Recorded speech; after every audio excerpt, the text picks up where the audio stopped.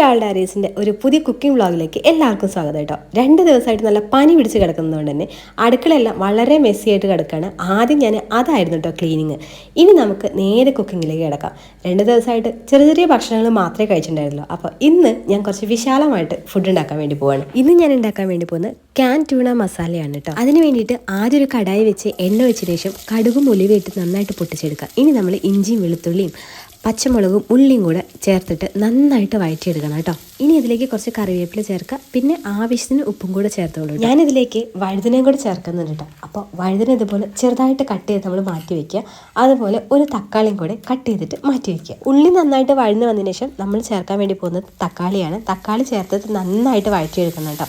ഇനി നമുക്ക് ആവശ്യത്തിന് പൊടികൾ ചേർത്ത് കൊടുക്കാം. മഞ്ഞൾപ്പൊടി, നിങ്ങളുടെ എരിവിന് ആവശ്യത്തിനുള്ള മുളക് പൊടി ചേർത്തോളൂ. ഞാനിവിടെ 3.5 ടീസ്പൂൺ ചേർത്തിട്ടുണ്ട്. ഇത്രയേ ഉള്ളൂ. ഇനി നമ്മളിത് നന്നായിട്ട് പച്ചമണം മാറുന്ന വരെ വഴറ്റിയെടുക്കണം. അതിനുശേഷം നമ്മൾ ആവശ്യത്തിന് പുളിയുടെ വെള്ളമാണ് കേട്ടോ ഒഴിച്ചു കൊടുക്കുന്നത്. പുളിയുടെ വെള്ളം കൂടി ഒഴിച്ചിട്ട് നന്നായിട്ട് വഴറ്റി ഇതുപോലൊരു മസാല നമ്മൾ റെഡിയാക്കി എടുക്കുന്നു. ഇനി നമ്മൾ നേരത്തെ കട്ട് ചെയ്ത് വെച്ചിരിക്കുന്ന വഴുതനയും കൂടെ ഇതിലേക്ക് ചേർത്ത് കൊടുത്തതിന് ശേഷം നന്നായിട്ട് കുക്ക് ചെയ്തെടുക്കാൻ വേണ്ടി പോവുകയാണ്.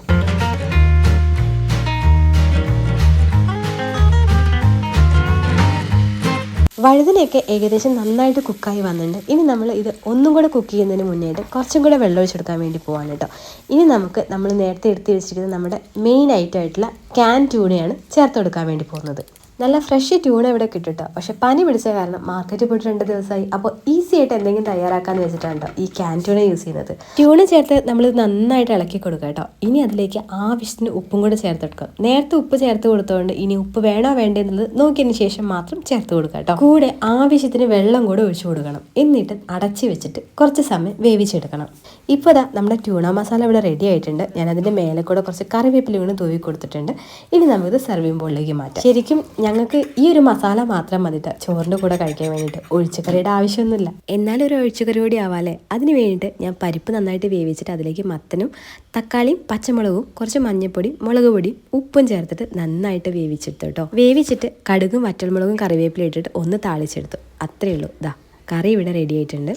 അപ്പോൾ നല്ല ചോറും പരിപ്പും മത്തനും ഇട്ട കറിയും അച്ചാറും പിന്നെ നമ്മുടെ മെയിൻ ഐറ്റമായിട്ടുള്ള ട്യൂണ മസാലയും പിന്നെ ഒരു പപ്പടം.